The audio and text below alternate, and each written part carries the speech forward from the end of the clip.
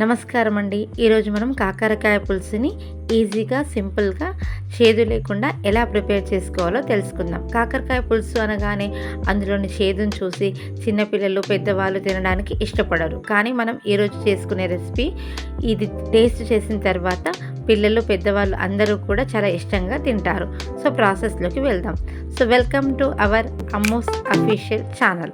ఈరోజు మనం కాకరకాయని ముందుగా కట్ చేసుకొని ఉప్పు నీటిలో నానబెట్టుకుందాం. తర్వాత లవంగాలు, 2-3 ఉల్లిపాయలు, పచ్చిమిరపకాయలు, ముఖ్యంగా నువ్వులు వేయించుకొని దాంట్లోనే కొన్ని ధనియాలు వేయించుకొని ఉంచుకుందాం. ఇప్పుడు మనం కర్రీని స్టార్ట్ చేసుకుందాం.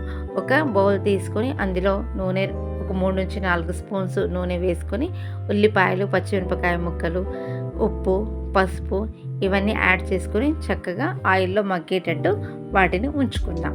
తర్వాత ఒక 2-3 నిమిషాల తర్వాత కరివేపాకును కూడా యాడ్ చేసి మనం ఈ మిశ్రమాన్ని చక్కగా కలుపుకుందాం. తర్వాత ఒక 2 మినిట్స్ ఇవన్నీ మగ్గేటట్టు మూత వేసి ఉంచుకుందాం. తర్వాత ఈ మిశ్రమంలో అంటే ఈ ఆయిల్లో ఉల్లిపాయల మిశ్రమంలో కాకరకాయ ముక్కల్ని కూడా వేసి మంచిగా కలుపుకుందాం. కానీ కాకరకాయ ముక్కలు ఉడకడానికి చాలా సమయం పడుతుంది. దాదాపు 15-20 నిమిషాల వరకు పడుతుంది. మనము ఒక 5 నిమిషాలకు ఒకసారి మూత తీసి చక్కగా కలియబెడుతూ ఉండాలి. తర్వాత దాంట్లో కొంచెం ధనియాల పొడి, అల్లం వెల్లుల్లి పేస్ట్, కారం ఇవన్నీ కూడా యాడ్ చేసి చక్కగా ఉంచుకోవాలి.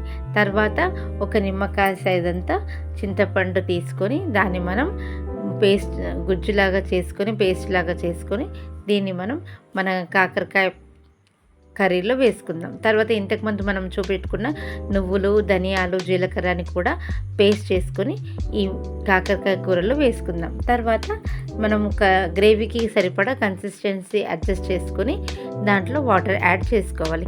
తర్వాత ఒక 10-15 నిమిషాల వరకు కాకరకాయ ముక్కలు మెత్తగా అయ్యేటట్టు చక్కగా గ్రేవీని అడ్జస్ట్ చేసుకుంటూ, వాటర్ని అడ్జస్ట్ చేసుకుంటూ మనం ఉడికించుకోవాలి.